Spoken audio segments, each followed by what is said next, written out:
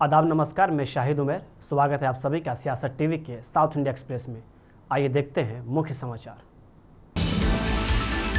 केंद्रीय गृह राज्य मंत्री बंदी संजय कुमार ने थुंगाथुर्ती के विधायक मुंडुला सेमुअल के खिलाफ कार्रवाई की मांग की है। उन पर कथित तौर पर हिंदू देवी देवताओं का अपमान करने का आरोप लगाया है। संजय कुमार ने कहा कि पुलिस को भड़काऊ टिप्पणियों के जरिए सांप्रदायिक सौहार्द बिगाड़ने की कोशिश करने के लिए इस विधायक के खिलाफ एक आपराधिक मामला दर्ज करना चाहिए। संजय कुमार ने टिप्पणियां आज कोंडागट्टू मंदिर तक अपनी यात्रा शुरू करने के समय की। हैदराबाद के गांधी भवन में टीपीसीसी एससी सेल के चेयरमैन के तौर पर मनाकोंडूर के एमएलए डॉक्टर कवमपल्ली सत्यनारायण ने शपथ ग्रहण समारोह का जिक्र करते हुए उन्होंने आरोप लगाया कि इस कार्यक्रम के दौरान सेमुअल ने हिंदू देवी देवताओं के खिलाफ अपमानजनक टिप्पणियां की। उन्होंने यह भी आरोप लगाया कि टीपीसीसी अध्यक्ष महेश कुमार गौड़ और मंच पर मौजूद कांग्रेस के अन्य नेताओं ने तालियां बजाकर इन टिप्पणियों का समर्थन किया। बंडी ने कहा कि सबसे पहले मुख्यमंत्री रेवंत रेड्डी को हिंदू समाज से माफी मांगनी चाहिए और एमएलए को पार्टी से निलंबित कर देना चाहिए। वही केंद्रीय मंत्री ने यह भी मांग की है कि सेमुअल के चुनाव लड़ने पर रोक लगाई जाए और अगले चुनाव में एमएलए के भविष्य को लेकर उन्हें चेतावनी दी।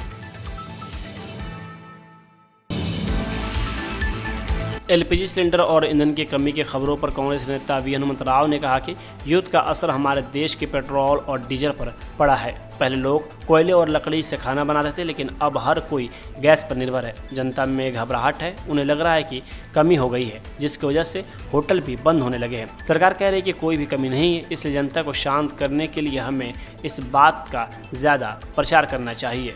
मैं सरकार से गुजारिश करता हूं कि वह सुनिश्चित करे कि जनता को पता चले कि कोई कमी नहीं है, ताकि किसी भी तरह की कोई कालाबाजारी न हो। वर्ल्ड वार के वजह से पूरा देश में पेट्रोल और डीजल के ऊपर इसका असर पड़ेगा। सबसे ज्यादा पहले जमाने में लकड़ी से, कोयले से चावल पकाते थे, अपना सालन पकाते थे। अभी सभी लोग गैस के ऊपर डिपेंड हो गए। पब्लिक में एक माहौल हो गया, भाई शॉर्टेज है, हमको नहीं मिल रहा बोल के होटल भी बंद कर दे रहे। पूरे होटल बंद हुआ, बेंगलुर में हुआ, हैदराबाद में हुआ, मगर सरकार बोल रही नहीं वो कोई शॉर्टेज नहीं है। तो मेरा एक रिक्वेस्ट है, इसका ज्यादा पब्लिसिटी करना है। शॉर्टेज नहीं है, हमको बराबर मिलेगा बोल के बोले तो पब्लिक में थोड़ा शांति मिलेगी। अरे भाई शॉर्टेज है, होटल बंद हो रहे, मेरा घर कैसा चलना बोल के ये नया माहौल हो गया। मैं सरकार से गुजारिश है, केंद्र सरकार भी यही बोल रही नहीं कोई शॉर्टेज नहीं है, हमारा सफिशिएंट सिलेंडर से बोल रहे, मगर पब्लिक में ये आया। तो मेरा एक बार बार बोल के हर जो गैस एजेंसी का ने एक डिपार्टमेंट का आदमी रहना और लोगों को विश्वास दिलाना, नहीं तो यही अवक हो रहा। होटल तो बंद हो गया, सब स्ट्रीट वाले भी पाप बेचारे पहले जमाने में बोले तो लकड़ी से, कोयला से चूल्हा जलाते थे, अब तो हर एक गैस पे है। ये गैस का शॉर्टेज नहीं है, बराबर सबको मिलने का काम केंद्र सरकार।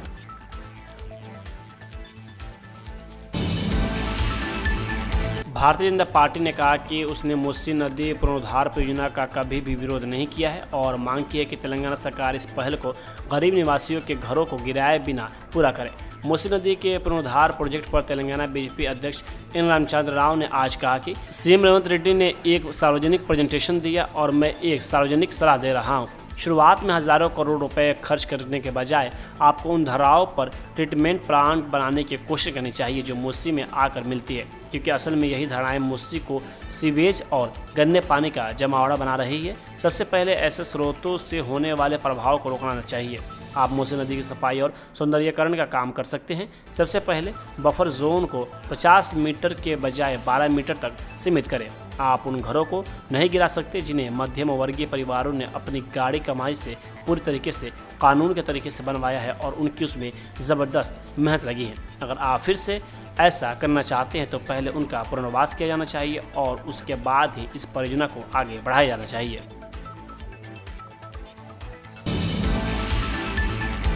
बीजेपी नेता प्रकाश रेड्डी ने पश्चिम एशिया में चल रहे संकट के बीच भारत की विदेश नीति पर एआईएमआईएम अध्यक्ष असदुद्दीन ओवैसी की टिप्पणियों की कड़ी आलोचना की। उन्होंने हैदराबाद के सांसद पर अंतर्राष्ट्रीय संबंधों को सांप्रदायिक नजरिए से देखने का आरोप लगाया और जोर देकर कहा कि भारत के कूटनीतिक फैसले पूरी तरह से राष्ट्रीय हितों से ही निर्देशित होते हैं। रेड्डी ने कहा कि विदेश नीति से जुड़े फैसले कूटनीतिक पहलुओं, राजनीतिक घटनाक्रमों और देश की रणनीतिक प्राथमिकताओं के आधार पर तय किए जाते हैं। उन्होंने AIMIM प्रमुख पर वैश्विक मुद्दों की व्याख्या सांप्रदायिक नज़रिए से करने का आरोप लगाया है। रेड्डी ने कहा कि वह हमेशा हर चीज़ को सिर्फ सांप्रदायिक नज़रिए से देखते हैं। किसी भी देश की विदेश नीति सांप्रदायिक मुद्दों पर निर्भर नहीं करती। आप धर्म के आधार पर समर्थन नहीं दे सकते। राष्ट्रीय हित ही सबसे बड़ी प्राथमिकता है। रेड्डी ने कहा, अंतर्राष्ट्रीय संबंधों के प्रति सरकार के दृष्टिकोण पर जोर देते हुए उन्होंने आगे कहा कि भारत का कूटनीतिक रूप एक स्पष्ट सिद्धांत पर आधारित है। आगे उन्होंने कहा कि किसी भी देश के लिए भारत का समर्थन द्विपक्षीय चर्चाओं, मौजूदा राजनीतिक हालात और देश के हितों पर निर्भर करता है। हमारी नीति एकदम साफ है, यानी राष्ट्र प्रथम की नीति। गृह मंत्रालय ने घोषणा की है कि सरकार ने राष्ट्रीय सुरक्षा अधिनियम के तहत प्राप्त शक्तियों का प्रयोग करते हुए सोनम वांगचुक की हिरासत को तत्काल प्रभाव से रद्द करने का फैसला किया है। पर्यावरण कार्यकर्ता सोनम वांगचुक 26 सितंबर 2025 से जेल में बंद है। सरकार लद्दाख में शांति, स्थिरता और आपसी विश्वास का वातावरण बनाने के लिए प्रतिबद्ध है ताकि सभी हितधारकों के साथ रचनात्मक और सार्थक संवाद को सुगम बनाया जा सके। सोनम वांगचुक की हिरासत तत्काल प्रभाव से रद्द करने का फैसला लिया गया है। इसी पर अब PDP प्रमुख महबूबा मुफ्ती ने कहा कि सोनम वांगचुक पर NSA नहीं लगाया जाना चाहिए था। सोनम वांगचुक ने पर्यावरण के लिए बहुत कुछ किया है। उन्हें इतने लंबे समय तक जेल में रखना बहुत गलत बात है। तो मैं समझती हूँ कि ये सोनम वांगचुक का जो केस विड्रॉ किया है, पहले वो जो उनका वो लॉ उनके जो लगा था, उनके खिलाफ जो कानून स्लैब किया था उसको विड्रॉ किया, तो मैं तो पहली बात तो उनको लगना ही नहीं चाहिए था। सोनम वांगचुक जैसा इंसान, जैसा मुल्क परस्त, जिसको हमको तो खैर एंटी नेशनल कह के हमारे PSA UAPA लगा देते हैं, मगर सोनम वांगचुक जिसने इतना कुछ किया है एनवायरनमेंट के लिए, बाकी के लिए, और BJP के बहुत ही वो मदा रहे हैं, बहुत ही उनके तारीफ करते थे, तो उनको इस तरह इतनी देर जेल में बंद करना ये तो पहले गलत था। अब चलिए देर आए दुरुस्त है।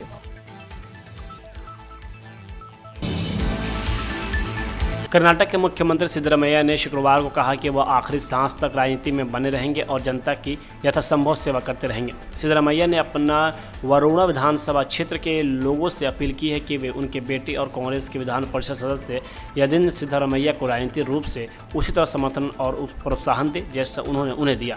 इस दौरान CM सिद्धरामैया ने कहा कि मेरे राजनीतिक जीवन में जीत और हार दोनों रही है। मैं 4 चुनाव हारा हूँ और 7 जीते हैं। राजनीति में जीत और हार आम बात है और मैंने दोनों देखी है, लेकिन मैं कभी जनता की सेवा करना नहीं भूला। उन्होंने कहा कि आज तक मैं यथासंभव जनता की सेवा करता रहा हूं और आगे भी करता रहूंगा। मुख्यमंत्री पद को लेकर सिद्धरामैया और उप मुख्यमंत्री DK शिवकुमार में जारी संघर्ष के बीच ये टिप्पणियां आई है। राज्य में नेतृत्व परिवर्तन की अटकलें लगाई जा रही हैं, जिसमें 2023 विधानसभा चुनाव के बाद दोनों के बीच कथित साझा सत्ताधारी समझौता सामने हवाला दिया गया था।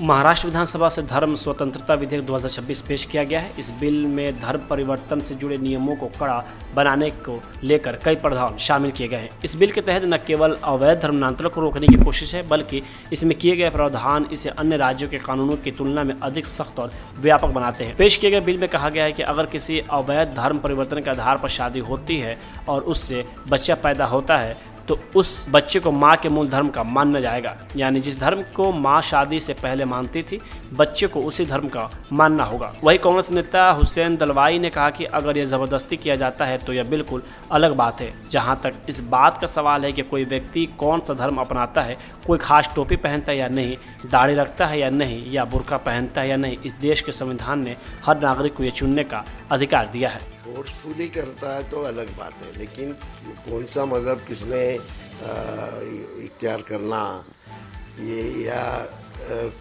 कौन सी टोपी डालना, दाढ़ी रखना कि नहीं रखना, बुर्का पहनना कि नहीं पहनना, ये सारा ऐसा इस देश के संविधान ने सबको वो अधिकार दिया है, वो हक है सबका। मैं कौन सा धर्म का पालन करूं, ये मुझे पूरी तरह से हक है।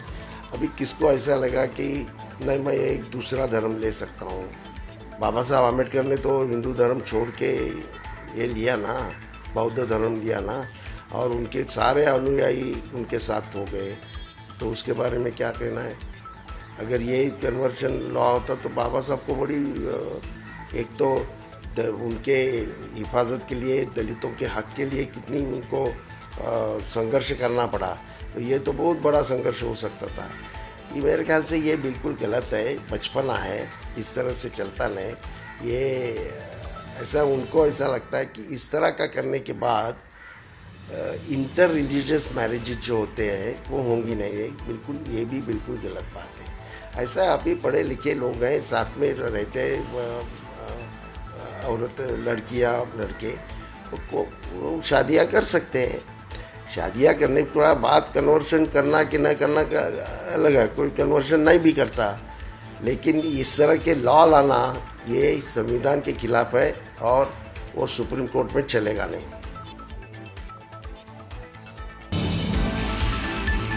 सबरीमाला मुद्दे पर बीजेपी नेता वी मुरलीधरन ने कहा कि राज्य सरकार ये दिखाने की कोशिश कर रहे हैं कि वे अपना रुख बदल रहे हैं। असल में वे कोई ठोस रुख न अपनाकर और यह जताकर कि वे अपना स्टैंड बदल रहे हैं, लोगों को बेवकूफ़ बनाने की कोशिश कर रहे हैं।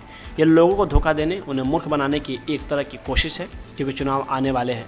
वे आम लोगों और श्रद्धालुओं के मन में यह धारणा बनाना चाहते हैं कि सरकार श्रद्धालुओं के खिलाफ नहीं है, लेकिन साथ ही वे अपने पार्टी के आधिकारिक रुख में कोई बदलाव नहीं कर रहे हैं। कांग्रेस के नेता प्रतिपक्ष वी.डी. सतीशन ने आज एक बार फिर दोहराया कि आगामी विधानसभा चुनाव में सांसदों को मैदान में उतारा जाए या नहीं, इस पर कांग्रेस आलाकमान ही फैसला लेगा। उसकी टिप्पणी सांसद के सुधाकरण की एक कथित फेसबुक पोस्ट के बाद आई है, जिससे तब से कन्नौज से चुनाव लड़ने की उनकी इच्छा का संकेत माना जा रहा है। सतीशन ने कहा, मैंने पहले ही कितनी बार कहा है कि फैसला हाईकमान करेगा। अगर हाईकमान फैसला करता है तो हमें क्या दिक्कत है। यह राष्ट्रीय नेतृत्व ही तय करता है कि सांसदों को विधानसभा चुनाव लड़ना चाहिए या नहीं। अगर यह हमारे हाथ में होता तो हम अब तक ऐलान कर चुके होते। हमारे पास वह अधिकार नहीं है, यह हमारे अधिकार क्षेत्र में नहीं आता। बार बार यह पूछने का कोई मतलब नहीं है। सतीशन ने आगे कहा कि अभी और भी सरप्राइज बाकी हैं। उन्होंने बताया कि यूडीएफ चुनाव की अधिसूचना जारी होने के दिन ही अपने 50 उम्मीदवारों की सूची घोषित कर देगा और बाकी नाम 24 घंटे के भीतर जारी कर दिए जाएंगे। उन्होंने कहा, इसमें कोई दिक्कत नहीं है।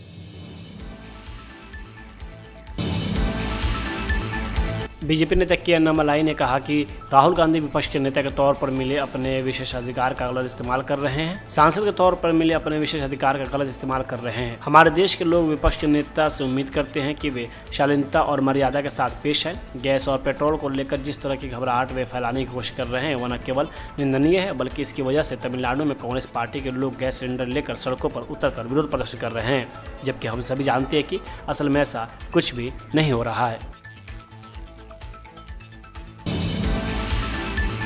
बीजेपी नेता किरीट सोमैया ने कहा कि मुस्लिम माफिया जो मुस्लिम मुंबई बनाने की साजिश रच रहे हैं, उन्होंने मलाड रेलवे स्टेशन पर एक छोटा सा मंडप जैसा ढांचा बना लिया है। उन्होंने वहां नमाज पढ़ना शुरू कर दिया है और इसके लिए वे रमजान के महीने का बहाना बना रहे हैं। हद कर दी।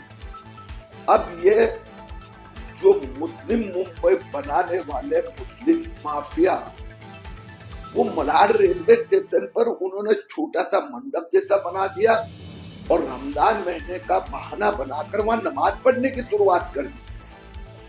मुझे किसी ने वीडियो शिकायत भेजी, मैंने आज रेलवे अधिकारी से बात की है। आज शाम को 5 बजे मैं वहां विजिट कर रहा हूं। इन सब जो गुंडे कट्टरपंथी लोगों के खिलाफ गुनाह FIR दाखिल होगा। एक गत कुछ महीनों में मराठी मुंबई को मुस्लिम मुंबई बनाने का षड्यंत्र चल रहा है। रमजान महीने के नाम से रात को देर तक फुटपाथ पर लोगों के बस्तियों में बाजार लगता है और जो विरोध करता है उस मुस्लिम कर्मचारियों को, महापालिका के कर्मचारियों को ये मुस्लिम गुंडे मारते हैं। इन सब के खिलाफ कार्रवाई होगी।